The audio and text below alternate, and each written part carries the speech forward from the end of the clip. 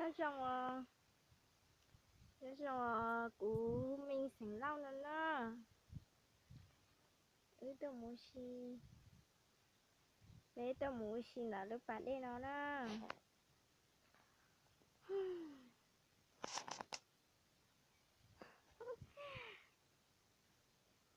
Là nhớ hành gì tôi muốn xì sư.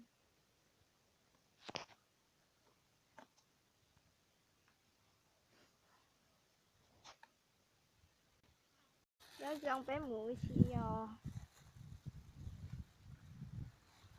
Chuột đó ra. Chuột lọ cái chữ ấy nè.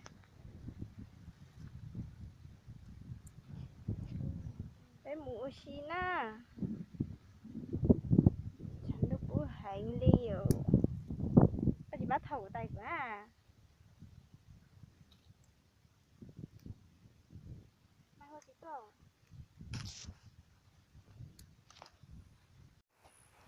Là nhớ thâu lỡ. Tôi bay nửa dao.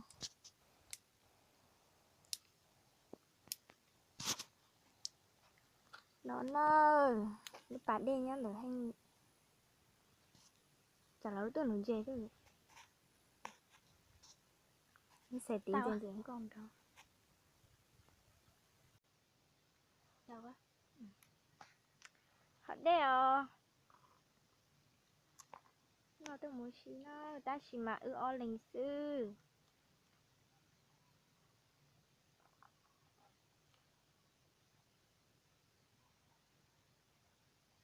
Rồi tí rồi mà.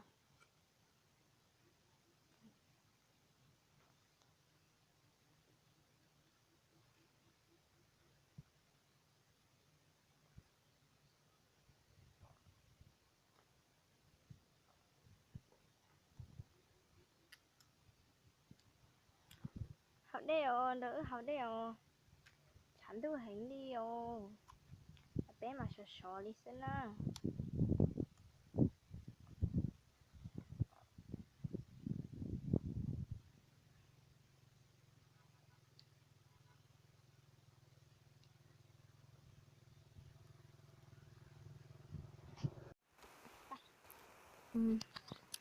Giờ nó mũi xì nán á.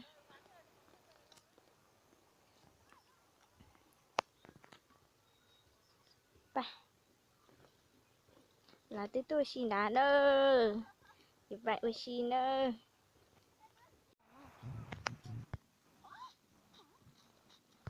Lần có trong cần ơ. Bé chí lình cơ. Thảo ta mà xưa. Giờ nó mà bé chí lình à.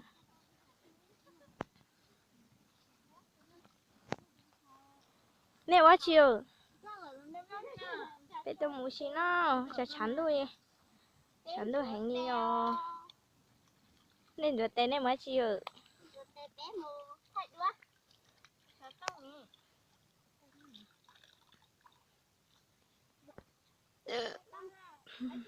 Chắn lúc cô đi. Chẳng nó chẳng có gì nữa. Bé tôi muốn xí.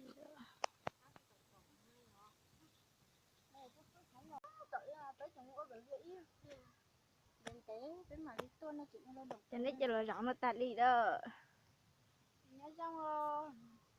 Nhớ xong á, lũng cao tài chiến á. Cho bé mùi xìa.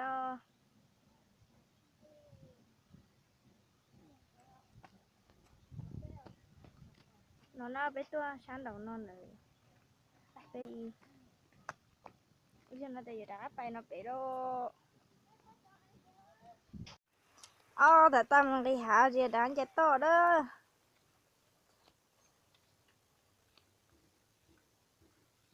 Bây giờ phải một xe. Lúc bạn chị xấu đó xì mà. Chẳng đâu có đi. Có hình nó. Ôi. Đâu ai cho xịt cái leo. Ôi, đập cả nó. Là chuẩn diệt sư.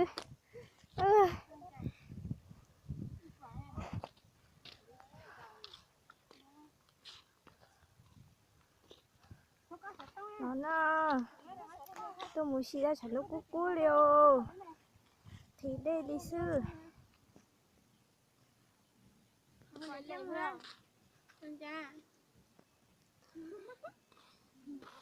là này tôi mới chiều cái chim muốn đá rồi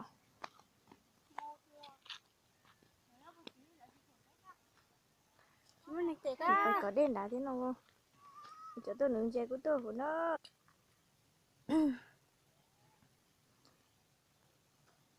bà đen cho xe sư tôi muốn xí ra xin mà chẳng lúc cú cú liều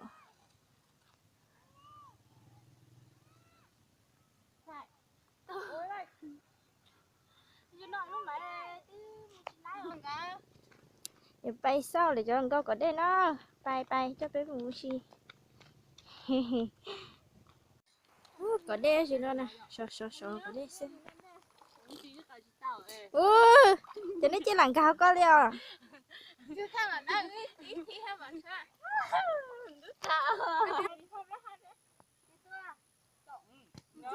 thấy đua chưa giờ nó mà như sạch đạt đê xưa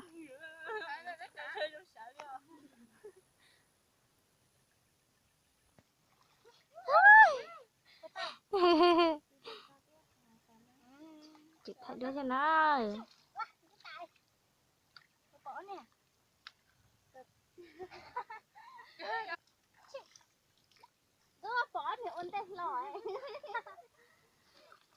nó bự tìm không tôi nướng chè bự chè tí cơ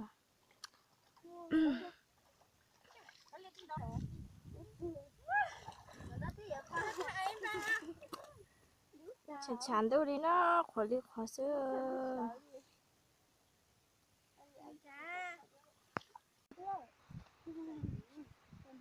nó đó giờ mà đã có thấy là chán đâu cú liều có tài mới thì đâu ta sẽ được thắng đầu còn nó chạy gì để chạy mà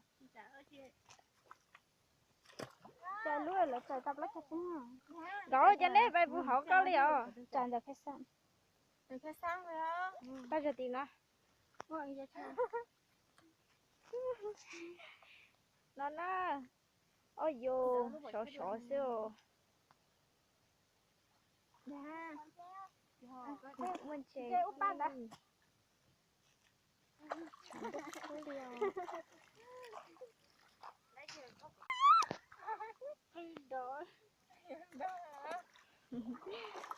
đó thành đúng mà đó thằng có lúa trong chả thằng nó có lúa chả rồi đó tôi có đây sư là tình tế cũng thảo bà đây sư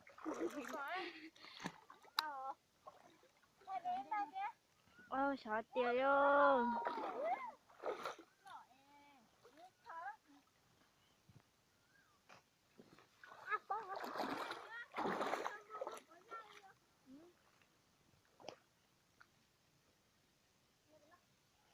thằng lúc cô gì bé cho bé tôi xí đó chứ mà của lúc mày chỉ chia đi rồi bỏ cái nó chả chắn được sư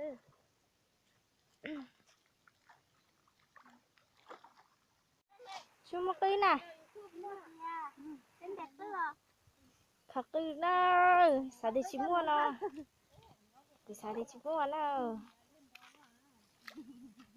ơi thì sao chả có bỏ thế nữa bỏ tiền mua hồ giờ nào tôi muốn xí đó thì tôi muốn khắc cái chứ đi về sao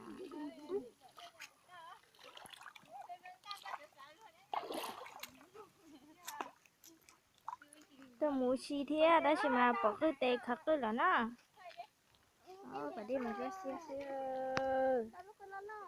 chưa xí tao nó lỏ thế nào không mặc cái tiền từ sáng thì bé tôi xí xong rồi giờ chẳng mất cái thế này rồi uống chè nó chè kì thế hả mình chè thế nó tao lại tôi ở tôi uống chè nhó nướng chè hổ nà mình chè cả nó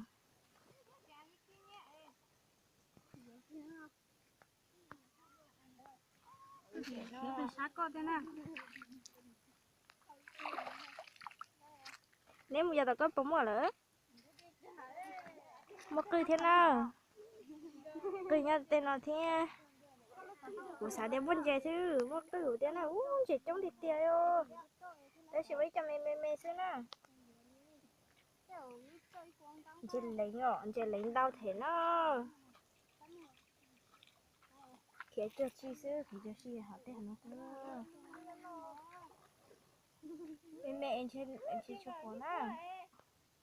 nó nữa mua chị lấy nhiều chứ mua lúa dày tôi giờ mình chơi đau thế nó rồi vô chị khiến cho chi sư đó chả chán đâu mà mình chỉ tí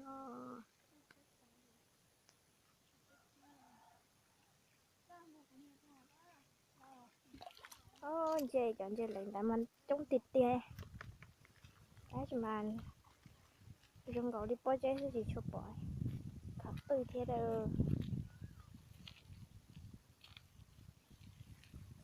bỏ có đi à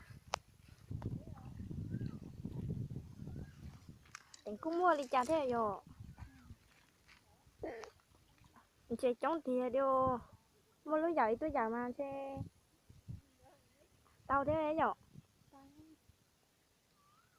mỗi tuần tôi là tôi chạy hả ai tầm mò kể nhân tôi nè ô chị hãy vô chị đi xe ra chị cho bỏ chết thế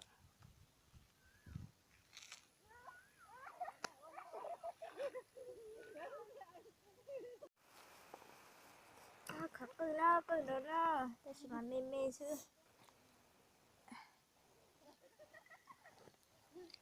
tao thì tiền như từ nào chả tôi xí trên tên cha nó thì khởi kế cái xe này cái tao cho mọi người tầm đầu đó cái khởi nó muốn nó đã liền với tiền xe tầm tao thiếu rồi tầm tao nữa tao hẳn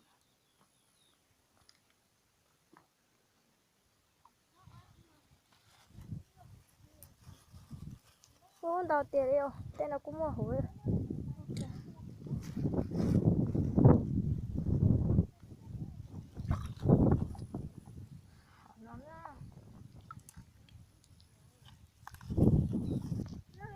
ôi vô tao tiền lấy đâu một khá tựa phút đi biết khá nó thay đây nữa ơi chứ nào là không cho bất tỷ đó để đi khởi nó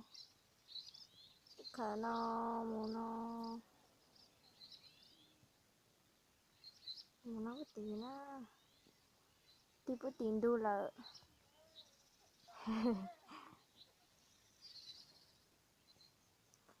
ước bộ tao một triệu